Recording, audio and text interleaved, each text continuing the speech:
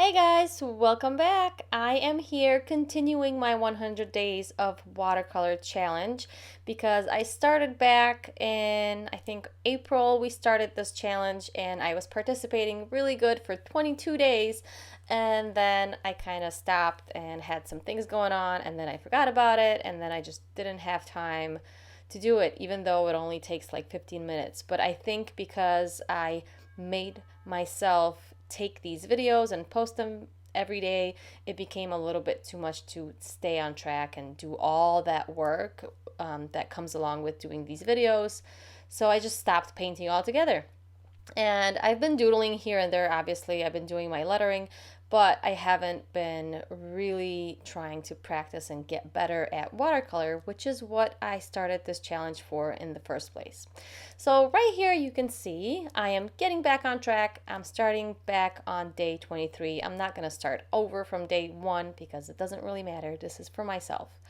I am trying out a new paper here. This is a little sketchbook, a little watercolor sketchbook by Jane Davenport, and I'm just trying to see how it works with wet and wet technique because I only used it a little bit here and there. I haven't really used it for painting a lot. My first impression was not all that good. I didn't really care for how the paint didn't spread and didn't kind of blend together. Um, it feels very thin as well. I don't think it's a 140-pound paper. I think it's less. It didn't really say anything on the pad. Don't you hate that when you buy a pad and there's only like the name of it on it and nothing else, no info about the paper or anything? So I have no idea what this paper is, but it's not all that great. So I don't think I'll be using this one for big pieces like this, maybe just for little doodles here and there. But for something that has a background, it really didn't do that great with all that water in there.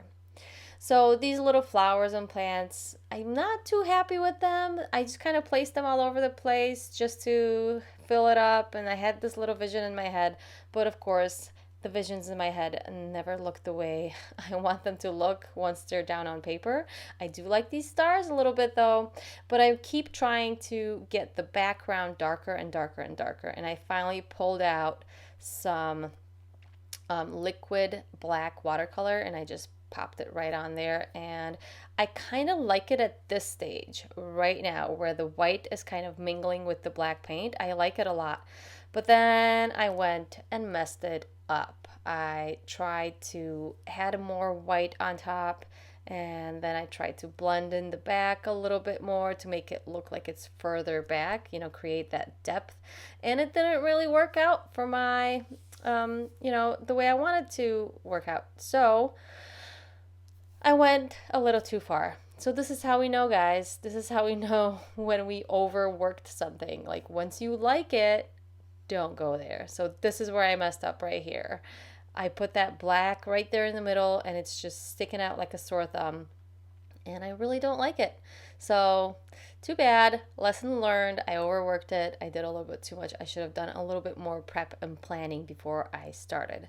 But that's okay. I really haven't painted in months, guys. So this is a good little warm up for me and I'll keep it. Lesson learned, and I'll see you tomorrow for another one.